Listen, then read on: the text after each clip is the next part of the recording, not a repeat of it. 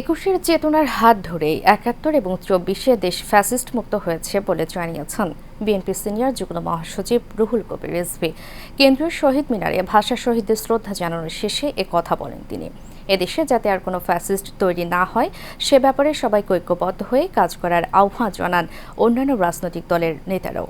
মোশাররফ তালুকদারের ক্যামেরায় কাউসার আহমেদের রিপোর্টে থাকছে বিস্তারিত। স্বাধীন দেশে ভাষা শহীদদের শ্রদ্ধা জানাতে আসতেও বাধা ছিল অনেক রাজনৈতিক, সাংস্কৃতিক, সামাজিক ও পেশার সংগঠন। কিন্তু এবার ভিন্ন এক প্রেক্ষাপটে পালিত হচ্ছে আন্তর্জাতিক মাতৃভাষা দিবস, যেখানে সব শ্রেণী পেশার মানুষ অংশ নিয়েছে।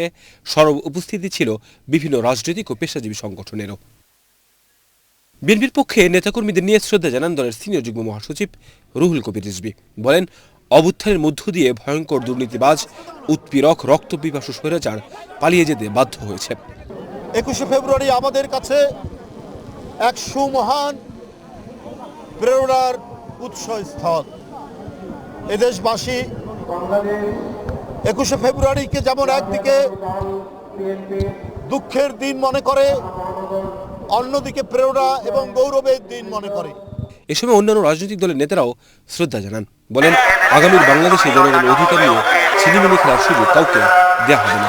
বাংলাদেশের বসবাসরত অন্যান্য যে ভাষাভাষীর জনগোষ্ঠী, তাদের অধিকারকে প্রতিষ্ঠা করবার জন্য আগামী দিনের যে লড়াই, সেই লড়াইয়ে আমাদের প্রেরণা হয়ে কাজ করবে।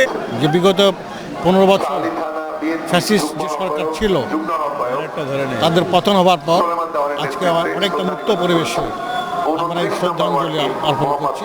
ইতিহাসের কোনো কোনো ঘটনা শুধু ইতিহাসের শিক্ষা নয়, ভবিষ্যতের স্বপ্নও দেখায়। ২১ আমাদেরকে শিখিয়েছিল গণতন্ত্রের জন্য লড়তে হবে, অসাম্প্রদায়িকতার জন্য লড়তে হবে এবং বাংলাদেশের মানুষের বৈষম্যের বিরুদ্ধে লড়তে হবে। আজকেও এই মুক্ত পরিবেশ সৃষ্টির জন্য সবচেয়ে বেশি আত্মত্যাগ করেছে এই মুগ্ধ আবু সাইদ সহ সকলের প্রতি আমরা শ্রদ্ধা জানাই এবং বিশ্বাস করি এই পথ ধরে আগামী দিনে স্বপ্নের বাংলাদেশ প্রতিষ্ঠিত হবে।